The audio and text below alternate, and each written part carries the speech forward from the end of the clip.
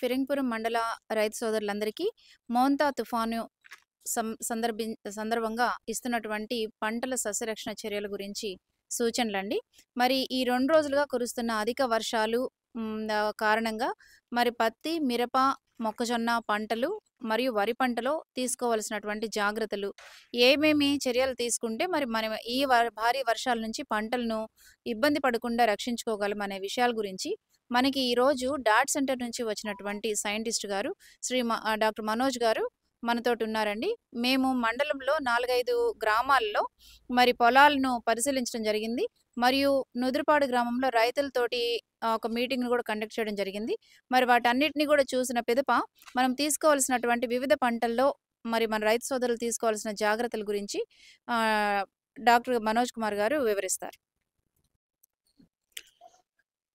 ప్రస్తుతం ఫిరంగిపురం మండలంలో వివిధ గ్రామాలు మేము చూస్తుండగా అక్కడక్కడ పత్తి చేలు, తర్వాత మిరప చేలు ఈ యొక్క అధిక వర్షాలకి లోనైనట్టుగా గమనించాము. దాంట్లో ఈ యొక్క వర్షాలు తగ్గుముఖం పట్టాక రైతులు త్వరగా మేలైన యాజమాన్య పద్ధతులు చేపట్టాలి. దాంట్లో ముఖ్యంగా మనకి ఈ యొక్క మోంతా తుఫాను కారణంగా మన భారత వాతావరణ కేంద్రం కూడా భారీ నుంచి అతి భారీ వర్షాలు పడతాయని చెప్పడం జరిగింది.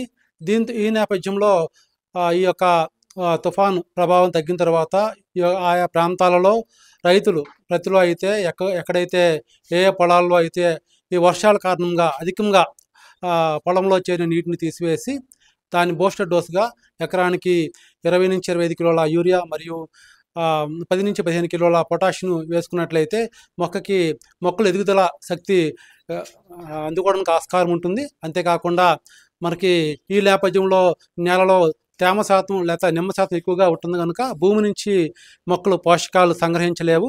అందువలన ఈ పోషకాల కొరకు పైపాటుగా 319 కానీ లేకపోతే 1345 అంటే పొటాషియం నైట్రేట్ని కానీ లీటర్ నీటికి 20 గ్రాముల చొప్పున పిచికారీ చేసుకున్నట్లయితే మనకి ఈ యొక్క పోషక లోపాలు కూడా అంటే నత్రజని, పొటాష్ లోపాలు కూడా నివారించుకోవడానికి ఆస్కారం ఉంటుంది.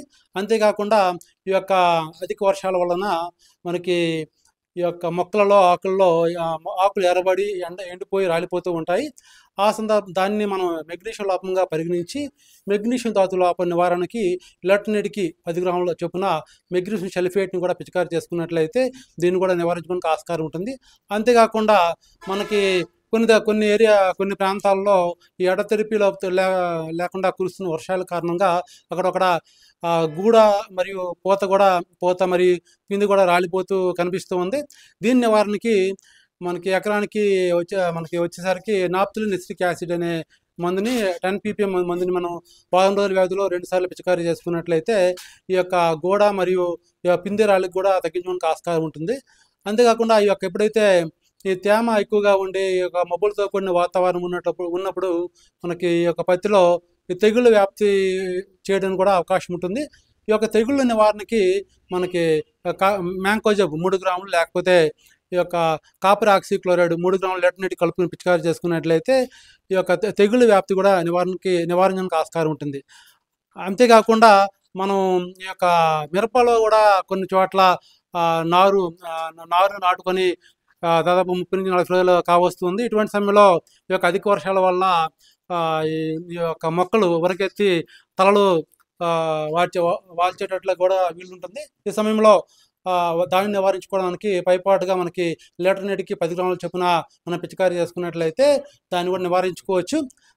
వర్షాలు తగ్గుముఖం పట్టాక మనం మొక్కలు ఎదుగుదలకి బూస్టర్ డోస్గా ఎకరానికి 50 కిలోల యూరియా, తర్వాత 25 కిలోల మ్యూరేట్ ఆఫ్ పొటాషియం, వీలైతే 50 నుంచి 100 కిలోల వరకు వ్యాపిండిని కూడా వేసుకున్నట్లయితే మొక్కలు సమర్థవంతంగా ఈ యొక్క తేమను తట్టుకొని నిలబడడానికి ఆస్కారం ఉంటుంది.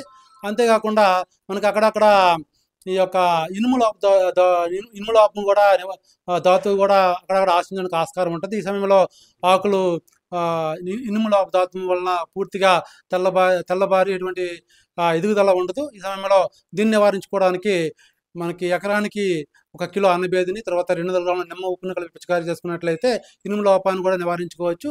ఇదే ఇనుము లోపం మనం మెట్లో ప్రస్తుతం వేసుకున్న మినుము పెసర పంటలు కూడా ఎక్కడైతే మెట్ట ప్రాంతాల్లో వేసుకున్నారో అక్టోబర్ మాసంలో వాటిలో కూడా ఇనుముదాతు లోపం వచ్చే అవకాశం ఉంది. ఆ ప్రాంతాల్లో కూడా ఈ విధంగా మనం 1 కిలో అన్నబేదిని, తర్వాత 200 గ్రాముల నిమ్మ ఉప్పుని ఎకరానికి వారం రోజుల వ్యవధిలో 2 మార్లు పిచికారీ చేసుకున్నట్లయితే దీన్ని కూడా మనం నివారించడానికి ఆస్కారం ఉంటుంది. అంతేకాకుండా ఈ తెగులు వ్యాప్తి విషయంలోకి వచ్చేసరికి మన మిరపలో కానీ లేకపోతే మినుము పెసరలో కానీ మనకి తెగులు వ్యాప్తి చేయడానికి అవకాశం ఉంది.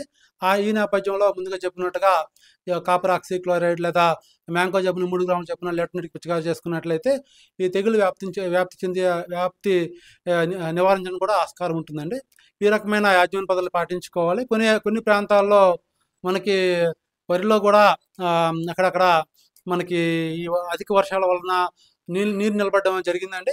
ఒకవేళ నిద్రావస్థ కలిగిన రకాలైతే ఈ యొక్క అధిక వర్షాల వల్ల నీరు నిలబడినా కూడా అంత నష్టం జరగదు. కానీ బీపీటీ 5204 వంటి రకాలు ఎక్కువగా రైతులు అధిక మొత్తంలో ఈ రకాన్ని వేస్తున్నారు కనుక ఈ రకంలో నిద్రావస్థ ఎక్కువగా ఉండదు. అందువలన ఒకవేళ చివరి దశలో ఉన్న పొలాలు అంటే వెన్ను దశలో లేకపోతే గింజ గట్టిపడిన దశలో ఉన్న పొలాలు ఏమైనా ఈ యొక్క ఈదురుగాలులకి లేకపోతే అధిక వర్షాలకి తుఫానుకి ఒకవేళ చేను పడిపోయినట్లయితే ఈ దుబ్బులను నిలబెట్టుకొని కట్టుకోవాలి. లేకపోయినట్లయితే అక్కడక్కడ ఈ వెన్నుల పైన ఈ గింజల్లో మొలక వచ్చే శాతం అధికంగా ఉంటుంది. అటువంటి పరిస్థితులు ఎక్కడైనా గమనించినట్లయితే ఎక్కడైనా గింజ రాలిక అంటే గింజలో ఎక్కడైనా మొలక శాతం గమనించినట్లయితే దీన్ని నివారించుకోవడానికి 5% ఉప్పు ద్రావణాన్ని అంటే లీటర్ నీటికి ఒక 50 గ్రాములు ఉప్పు అంటే స్ఫటిక ఉప్పుని మనం కలుపుకొని పిచికారీ చేసుకున్నట్లయితే ఈ యొక్క గింజ పైన మొలక శాతాన్ని కూడా తగ్గించుకోవడానికి ఆస్కారం ఉంటుంది. అంతేకాకుండా వరిలో ఈ యొక్క తేమతో కూడిన వర్షాలు ఉన్నప్పుడు మంచుతో కూడిన జల్లులు పడినప్పుడు ఈ యొక్క మాగుడు తెగులని లేకపోతే ఈ యొక్క మానుకాయ అంటే చివరి దశలో వచ్చే మాను పంట తెగులు కానీ వచ్చే అవకాశం ఉంది. దీన్ని నివారించుకోవడానికి లీటర్ నీటికి ప్రొపకనజోల్ 1 మిల్లీలీటర్ చొప్పున అంటే ఎకరానికి 200 మిల్లీలీటర్ల చొప్పున మనం పిచికారీ చేసుకున్నట్లయితే ఈ మాగుడు తెగులని లేకపోతే మానుకాయ వంటి తెగులు కూడా నివారించడానికి ఆస్కారం ఉంటుంది. అదే సమయంలో మనకి అగ్గి తెగులు ఈ యొక్క పొడ తెగులు కూడా ఆశించే అవకాశం కూడా ఉంది. అగ్గి తెగులు నివారణకి 0.6 గ్రాముల ఈ యొక్క ట్రైసైక్లోజల్ మందుని లీటర్ నీటికి పిచికారీ చేసుకోవాలి. లేకపోతే కాసుగా మైసిన్ అనే మందుని 2 మిల్లీలీటర్లు లీటర్ నీటి కలిపి పిచికారీ చేసుకున్నట్లయితే ఈ యొక్క అగ్గి తెగులు వ్యాప్తిని కూడా నివారించుకోవచ్చు.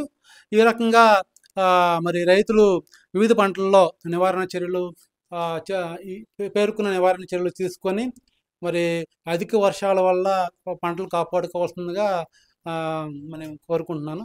సెలవండి.